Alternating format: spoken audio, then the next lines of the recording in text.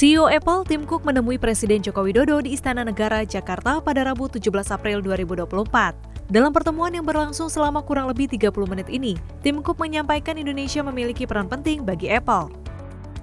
Saya senang berada di Indonesia. Indonesia adalah pasar yang sangat penting bagi kami.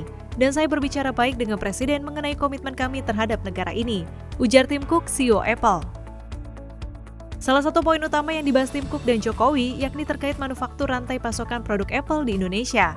Hal ini diungkapkan Menteri Komunikasi dan Informatika RI Budi Aris Setiadi yang turut mendampingi Jokowi dalam pertemuan itu. Lebih lanjut, Budi menyampaikan bahwa Indonesia tengah berupaya memberikan kontribusi lebih dalam rantai pasokan global Apple, termasuk menyediakan komponen-komponen produk Apple.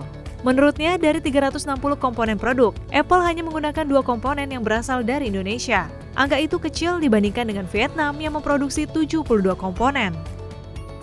Jadi tadi salah satunya itu termasuk juga bagaimana kemungkinan proses manufaktur di Indonesia.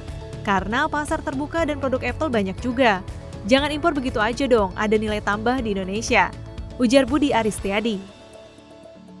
Selain menemui Jokowi, Tim Cook juga menemui Menteri Pertahanan Prabowo Subianto di kantor Kementerian Pertahanan. Dalam pertemuan itu, Tim Cook menyampaikan rencana investasi dan Akademi Apple di Indonesia.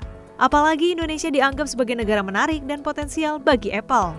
Prabowo pun menyambut baik diskusi dan niat baik Apple untuk berinvestasi di Indonesia. Adapun kedatangan Tim Cook ke Indonesia dikabarkan berkaitan dengan janji kampanye Prabowo yang terpilih sebagai presiden terpilih pada Pilpres 2024. Saat itu Prabowo berjanji agar semua produsen barang teknologi untuk membangun pabriknya di Indonesia, termasuk Apple. Jika hal itu direalisasikan, maka Apple berkemungkinan tak bisa lagi impor perangkatnya ke Indonesia di masa depan. Saat ini, iPhone memanfaatkan peraturan tingkat komponen dalam negeri atau TKDN melalui jalur investasi.